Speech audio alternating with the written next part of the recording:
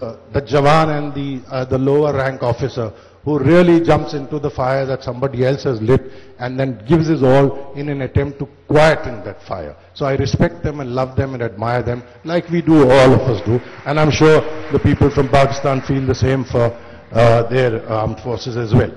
It was said that at the Wagah border, where we have those two gates and we have, soldiers from our side doing that trampling, stamping down march, and soldiers from the Pakistani side trying to trample upon the earth as hard as they can.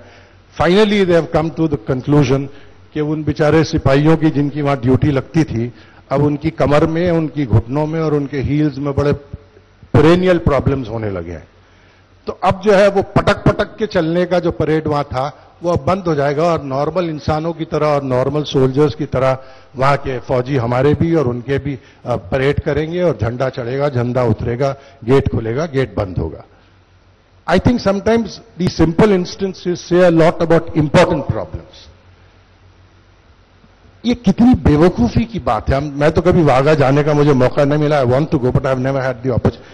But I've seen it several times on the big and the small screen. It is so stupid that you bang your feet on the ground and you strut your neck like you're, stiff for a generation. And you pretend that you're going to impress somebody on that side or you're going to impress some. इससे क्या हो जाता है? क्या मैं अगर जोर से पैर पटक देता हूं तो क्या पाकिस्तान में जलजला आ जाएगा? या पाकिस्तान का फौजी अगर बहुत जोर से अपना पैर मारता है और अपनी एड़ी खराब कर देता है तो हिंदुस्तान में भूकंप आ जाएगा? Why do we think that these little things are going to create any kind of positive effect? और मजे की बात यह है और अफसोस की भी बात यह है कि उस तरफ से पाकिस्तान की भी जो जनता आती है वो अपने पाकिस्तानी सोल्जर्स को ऐसा करते हुए देख के नारे लगाती है पाकिस्तान के हक में और तालियां बजाती है. और हमारे भी जो लोग वहां जाते हैं वो जय हिंद और भारत माता की जय के नारे लगाते हैं और तालियां बजाते हैं. तो फौजी तो बेचारा सवाल नहीं कर सकता, लेकिन हम और आप तो सवाल कर सकते हैं ना. Why do we go and cheer such kind of parody? इससे क्या हो जाता है अगर तुम पैर पटक पटक के चलोगे? इससे किसी का सोल्यूशन हो जाएगा? 60 साल से तो आप ये कर रहे हो, तो किसी का सोल्यूशन तो हुआ नहीं. तो we are not learning that lesson, can never do it again. 60 साल से we are playing the same game that brings us to a checkmate. इधर से भी अच्छे बुरे लोग जाते हैं, उधर से भी अच्छे बुरे लोग जाते हैं. तो भाई कॉमन सेंस की बात है. मुझ जैसे कम अकल आदमी को भी समझ में आ जाता है कि भाई अगर तुम प्यादे नहीं बदल सकते तो कम वक्त चाल तो बदलो. Why are you playing the same moves? 60 years you have run into stalemates and checkmates. Why are you playing the same move? चाल तो बदल दो. आप अपने पॉलिटिशियन तो नहीं बदल सकते, तो वो प्यादा तो रहेगा ही रहेगा, आपको पसंद हो या ना हो, लेकिन आप अपनी चाल तो बदलो. आप वो भी बदलने को तैयार नहीं. और बेसिकली प्रॉब्लम ये है जिसके लिए मैं किंडल को बहुत ज्यादा मुबारकबाद देना चाहता हूं.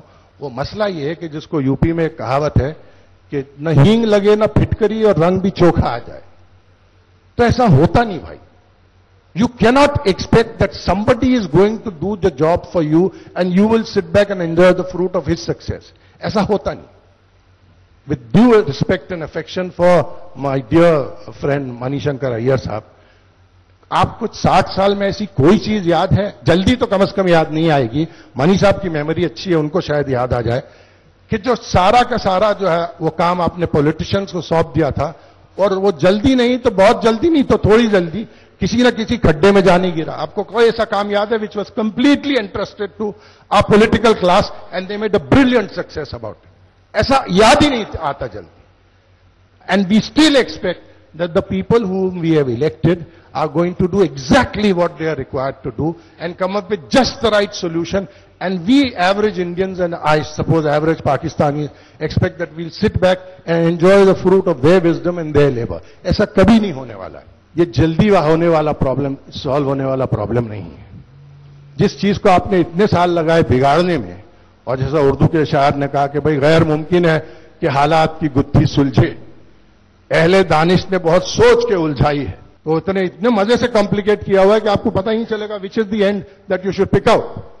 So it is going to take time and it is going to take effort and it is going to take sincere work on a regular level from the average citizen here and the average citizen there. And particularly vulnerable and particularly liable are people like you and me. Thank you very much. Dhanyavad Farooq ji. Thank you very much. Pranab Mukherjee, are you ready? Okay, last but not the least, Purnam Mukherjee. Today's subject, India-Pakistan peace process, and almost every gamut of very, very relevant views already spoken, leaves the last speaker with a footnote or a footnote of